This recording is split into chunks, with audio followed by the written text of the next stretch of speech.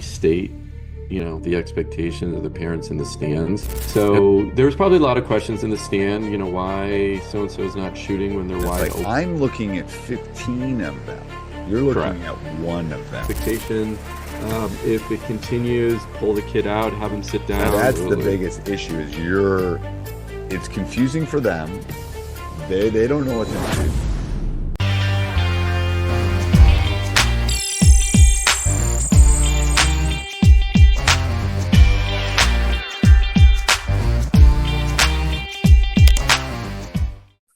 Welcome to Coaching Youth Hoops.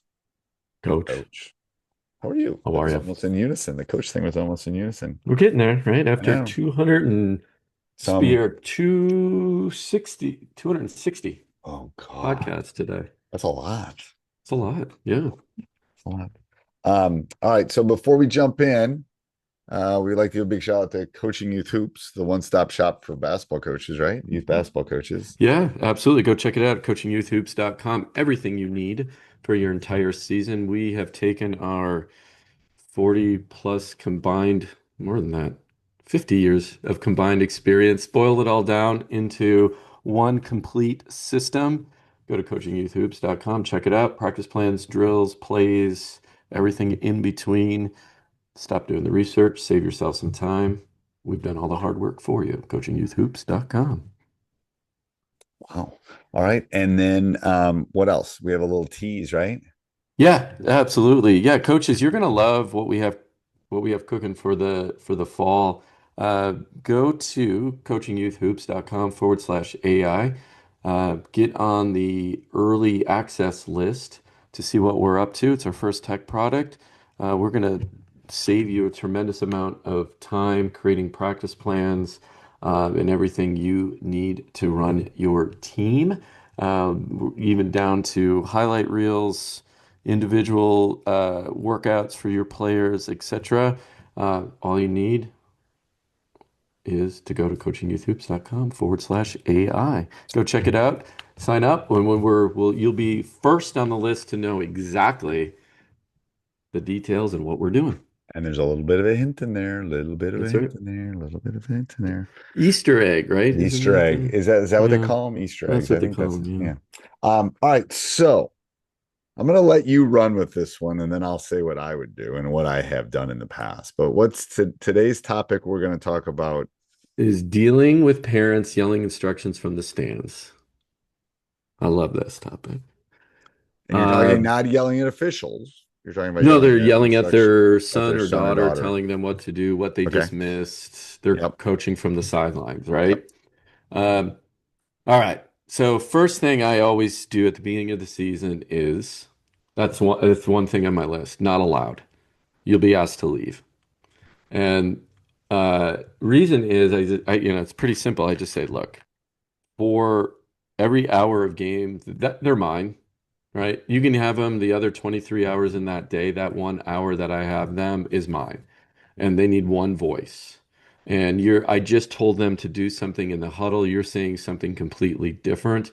I'm managing, all players on the court. You're just managing the one.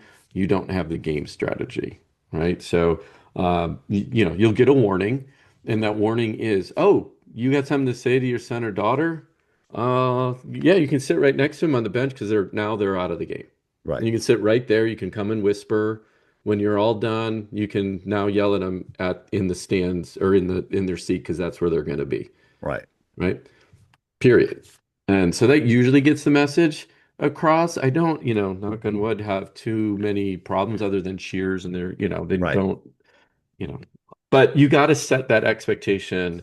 Right. And you have front. to set the expectation is that I've had this discussion at my level, even. It's like I'm looking at 15 of them.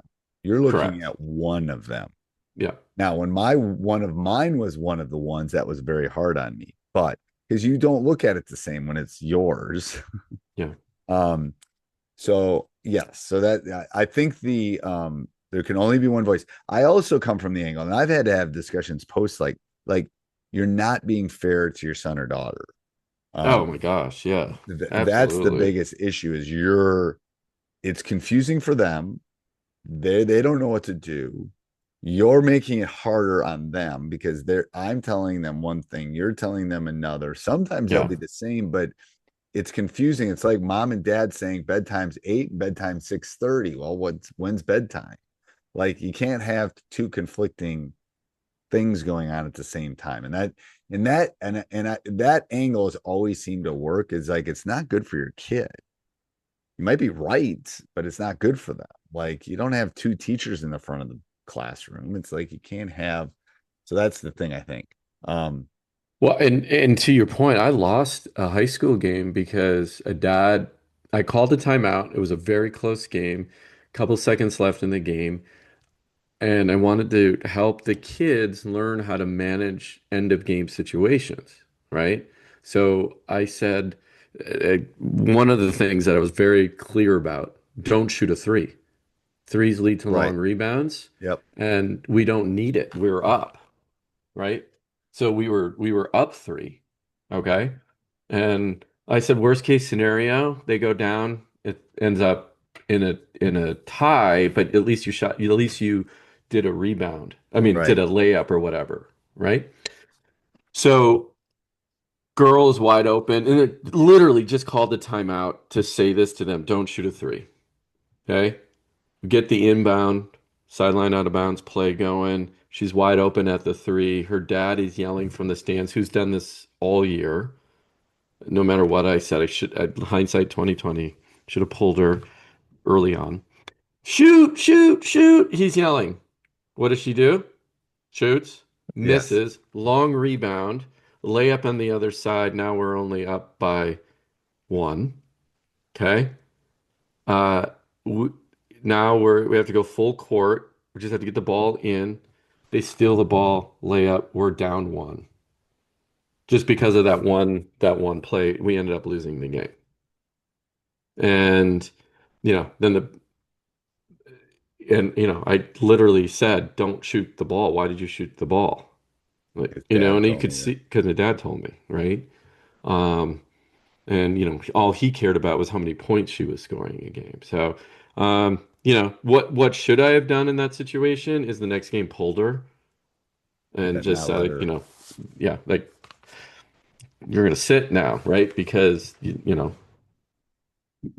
literally said dad needs to understand that as well, and he can come. This is the same dad though that would text me during the game, tell me everything that I was doing wrong. He was a piece of work. Um, no. He's being nice. So what I've wanted to do is turn around and say, Well, you said off air what you wanted to do, but you shut can't say the that. beep Yeah, up and let your yeah. kid be a kid. That's what I would like to say. I've never done that, but that's what I would say. Maybe in your last year you can. I've never had it at I'm the just never, kidding. I've had Yeah. it at the youth level. I've never had it at the high school level. No. No. If that happened, it'd be like sit. Yeah. And that would take care of it in a second because the kid would go home and go, what the heck are you doing? So, Yeah, and I think you just yeah, got to send that message and make sure it's clear. And then if someone is constantly doing, restate, the expectations of the parents in the stands and explain to them how important that is like you're just conflicting your kid. They don't right, know to listen to you. They want to listen to you because you're their parent, but I just told them to do something different.